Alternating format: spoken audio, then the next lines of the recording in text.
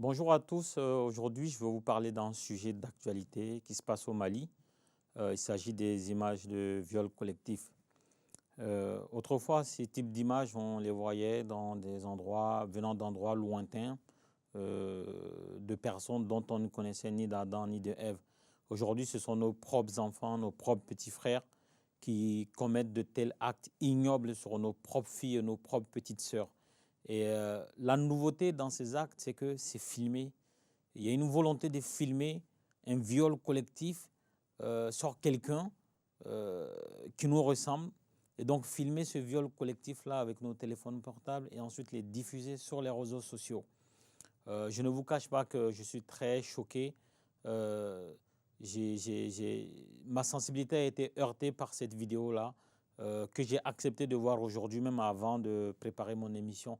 Je voulais en parler sans regarder la vidéo, mais je me suis dit qu'il fallait que je regarde la vidéo pour ne pas raconter n'importe quoi. Et donc, qu'est-ce qui se passe? On voit quatre jeunes adolescents violer une petite fille. Il y en a un des adolescents qui est sur la fille, un autre qui filme et un qui tient les jambes pour pas qu'elle puisse se débattre et un autre qui tient la main et la tête. Et il y a une volonté manifeste de montrer le visage de la petite. Et une fois qu'on a regardé cette vidéo-là, la première chose qu'on fait, sans réfléchir, c'est de condamner, c'est de dénoncer, c'est de trouver les responsables. Et moi, je ne vais pas m'attarder sur la dénonciation. C'est quelque chose que je dénonce, c'est pour ça que je suis là pour en parler. Je vais aller plus loin. Je ne veux pas tout simplement désigner les responsables, mais plutôt parler des solutions. Parce qu'on a souvent dénoncé, on a souvent critiqué, et on s'est souvent plaint, mais peu de choses ont changé. Et là, nous sommes en train de toucher le fond. Avec tout ce que nous avons vécu au Mali, nous sommes en train de rentrer dans une phase où personne ne sait où ça va se terminer. Sachez tout simplement que le niveau d'avancée, le niveau d'évolution d'un pays, le niveau d'évolution de mentalité dans un pays se mesure à la place qu'on donne à la femme. Quand je vois le peu de voix qui ont droit au chapitre, qui se sont levées pour dénoncer cette affaire-là, quand je vois le nombre de personnes concernées par cette affaire-là qui ne se sont pas levées, par exemple, on voit bien les visages des adolescents qui ont commis cet acte-là et jusqu'à preuve du contraire, en tout cas à ma connaissance, avant d'enregistrer cette émission, je n'ai pas connaissance de leur interpellation. Le parquet, normalement, qui a le droit, dès que le parquet a connaissance de ces images-là, de se saisir du dossier, ne l'a pas fait. On n'a pas entendu la présidence. On n'a pas entendu, en tout cas, les personnalités, que ce soit les people, que ce soit les autorités publiques, les partis d'opposition. En tout cas, tous ceux dont la parole a un poids au Mali. On a entendu peu de gens. Les réseaux sociaux ont fait une espèce d'ébullition, ont connu une espèce d'ébullition, mais en tout cas, ceux qui peuvent faire bouger les choses ne sont pas intervenus. Et donc, je ne vais pas m'attarder sur la partie où je vais dénoncer, je vais critiquer. Et je vais plutôt aller directement sur les solutions. Et quand vous prenez n'importe quel pays sérieux aujourd'hui, on ne peut pas, vous prenez la France par exemple, essayez un jour de mettre une photo au montage d'Emmanuel Macron nu ou de Brigitte Macron nue, vous allez recevoir des messages, des notifications de la part des réseaux sociaux pour enlever et une menace de fermer vos comptes sociaux. Aujourd'hui au Mali, il n'y a tout simplement pas ce qu'on appelle le gendarme de l'Internet malien. Internet, certes, c'est une espèce de toile mondiale, mais chaque pays doit avoir un regard sur le contenu des informations, des échanges dans son pays. Les acteurs aujourd'hui de cette possibilité, si vous avez découvert cette image-là, si moi j'ai reçu cette image-là alors que je ne vis pas au Mali, je vis à Paris, c'est bien parce que ces images-là ont transité par les serveurs de Facebook, de YouTube, etc. Et qu'est-ce que YouTube a fait? YouTube a fermé les yeux dessus. Qu'est-ce que Facebook a fait? Facebook a fermé les yeux dessus. Ça signifie que le Mali lui-même ferme les yeux sur les contenus qui transitent par son espace. Et donc aujourd'hui, il faut tout simplement mettre en place au Mali, je ne sais pas, certains me diront que ça existe, en tout cas on ne voit pas l'effet, il faut un gendarme de l'Internet malien. Il faut une gendarmerie de l'Internet malien. À l'ORTM, il n'y a aucun film étranger qui passe sans que le censeur ne fasse des coupes. C'est-à-dire que le censeur, c'est comme au lycée, celui qui vous empêche de faire n'importe quoi. Et bien, à l'ORTM, il y a quelqu'un qui prend les films, les telenovelas, les films occidentaux, qui regarde, avant que vous ne voyez les films, il coupe les parties qui peuvent heurter la sensibilité, le moral, la culture, la façon de voir des Maliens. Et il faut la même chose pour Internet. Internet brasse plus d'informations, plus de contenu audiovisuel que n'importe quelle chaîne de télé au monde. Pourquoi avoir un censeur pour les films qui passent à leur thème et ne pas en avoir pour l'Internet? Et donc le Mali doit s'asseoir et se poser la question, qu'est-ce qu'il ne faut pas faire passer dans notre espace Internet? Et mettre en place une veille de sorte à ce que quand des rappeurs par exemple font l'apologie de la drogue, l'apologie de l'alcool, quand le jeune adolescent Iba Montana fait l'apologie du couteau qu'il appelle communément le 6, il faudrait qu'on se demande, on se dise si on veut que ce type d'image passe sur notre espace ou pas. Peut-être qu'il peut aller le diffuser ailleurs dans d'autres pays. Mais quand vous prenez n'importe quel pays au monde, il y a des codes, il y a des interdits, il y a des choses qui sont encouragées. Au Mali, il y a un vide juridique. Il y a un vide autour de tout. Ce qui fait que tout le monde peut venir faire n'importe quoi. On a laissé les rappeurs faire l'apologie de l'alcool. On a laissé les rappeurs faire l'apologie de la drogue.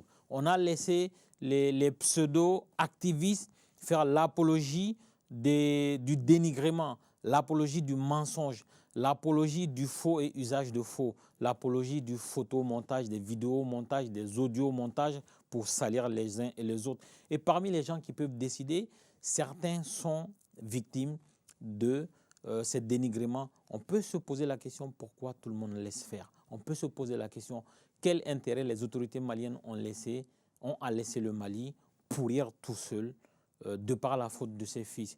On a laissé l'éducation nationale se faire rattraper par le système du gangster. Le nombre de machettes qui rentrent dans nos écoles, le nombre de pistolets qui rentrent dans nos écoles. Qui sait, peut-être qu'il y a des grenades, qui sait, peut-être qu'il y a des bombes. Personne ne sait aujourd'hui l'arsenal de guerre détenu par les élèves et étudiants maliens réunis au sein de l'AEM. On a fermé les yeux sur tout ça. Et donc j'ai envie de dire, cette scène-là de viol collectif d'adolescents qui sont en train de violer une adolescente avec la volonté manifeste de montrer son visage au public, de montrer eux-mêmes leur propre visage, c'est-à-dire qu'ils veulent signer leur forfait. On n'est pas arrivé là par hasard. Ces adolescents, ce viol collectif n'est qu'une conséquence. Et les causes sont lointaines. Et donc, dans les causes, il y a les parents. La pauvreté fait que les parents aujourd'hui ne représentent rien devant leurs enfants. L'État, les pouvoirs publics, les décideurs nationaux se sont tus, ont refusé de s'opposer à ce qui peut dénaturer le tissu social malien. Ils ont refusé de s'opposer à ce qui peut être contraire à nos mœurs, à nos traditions, à ce qui fait de nous la raison pour laquelle on nous appelle Maliens. Tout le monde a fermé ses yeux dessus. Et donc ces adolescents, sans les encourager, sans les soutenir, ne sont qu'une conséquence de nos erreurs de plusieurs décennies. Et donc aujourd'hui, il n'est pas tard, il faut revenir en arrière. Il faut mettre en place, en tout cas pour ce qui concerne Internet, je ne parle pas de l'école ou d'autre chose. En tout cas, si Internet n'existait pas, certainement ces gamins auraient peut-être fait ce viol-là, on ne l'aurait pas su. Aujourd'hui, Internet est une bonne chose pour ceux qui veulent l'utiliser à bon escient. C'est une mauvaise chose pour ceux qui veulent faire du mal comme ces adolescents et il faut mettre un gendarme. Et on a l'habitude de voir qu'au Mali, chaque fois qu'il y a ce type de phénomène-là, ce n'est pas réglé à la justice. On fait des petits arrangements et dans ces arrangements-là, dans l'imam du quartier, le chef de quartier, les notables du quartier, les parents du criminel, les parents de la victime vont se mettre d'accord autour d'un consensus pour dire que ce n'est pas bien pour l'image de la fille, ce n'est pas bien pour l'image de la femme de divulguer ce genre de choses. Elle va avoir du mal, si tous les Maliens savent qu'elle a été violée, elle va avoir du mal à trouver un mari, elle va avoir du mal à s'insérer socialement. Le problème, c'est que ce soit au Mali ou dans n'importe quel pays du monde, on a toujours pris la parole au nom de la femme. Quand il s'agit des conditions de la femme, quand il s'agit de parler au nom des femmes, soit ce sont des hommes qui parlent, soit ce sont d'autres femmes qui n'ont aucun besoin d'évolution de la condition de la femme. C'est-à-dire que ce sont des femmes qui ne souffrent en aucune manière du manque de conditions sociales des femmes. Ce sont des femmes qui ont droit au chapitre et ces femmes-là viennent parler pour ne rien dire. Quand une adolescente, quand une femme se fait violer, c'est à la femme de porter plainte et il ne faut pas la décourager. Il ne faut pas que les imams, les chefs de quartier, il ne faut pas que les leaders cachent les viols collectifs, cachent les viols individuels, cachent les violences faites aux femmes. On a vu cet homme à la présidence de la République du Mali qui a tué sa femme de sang-froid. On n'a pas entendu le Premier ministre ni le président de la République. Tout le monde sait, tous les médias en ont parlé. C'est un fait qui concerne quand même la présidente de la République. C'est vous montrer à quel niveau le droit de la femme aujourd'hui est bafoué. Et ça, il ne s'agit pas que du Mali, c'est dans le monde entier. Laissons les femmes s'exprimer au nom des femmes. Commençons par ça déjà. Évitons de parler au nom des femmes. Cette gamine-là qui s'est faite violer aujourd'hui, au moment où je vous parle, n'a pas encore porté plainte. Allez savoir pourquoi. Certainement, les parents ne voudront pas porter plainte. Tout le monde voudra fermer les yeux dessus. Et ces gamins-là n'ont pas encore été interpellés. Et je sais qu'en ce moment précis, d'autres gamins cherchent à donner une réplique à ce groupe-là qui a violé cette adolescente parce que c'est l'impunité totale au Mali à tous les niveaux. Que vous soyez important ou que vous ne soyez pas important, c'est l'impunité totale et ce n'est pas un bon signe. Je voudrais rendre hommage à toutes ces femmes-là qui ont fait de nous ce que nous sommes aujourd'hui. Je voudrais rendre hommage à nos mères qui sont obligées de se taire sur certaines choses qui vont contre la dignité humaine, contre la dignité de la femme. Je veux encourager toutes ces femmes-là qui entreprennent. Je veux encourager toutes ces femmes qui ont envie de sortir de l'ombre pour parler.